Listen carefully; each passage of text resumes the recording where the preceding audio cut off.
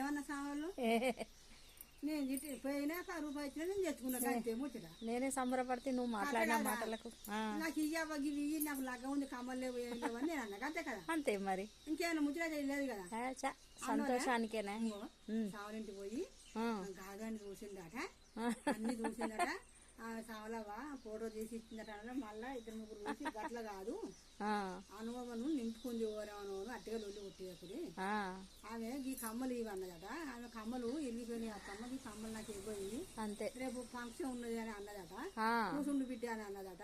అంతే అంత కూర్చుని వాళ్ళు కూర్చుందట. అయితే ఇప్పుడు నువ్వు చెప్పినావు అయితే భయపడ్డావు అయితే అట్లా ఇప్పుడు చేయము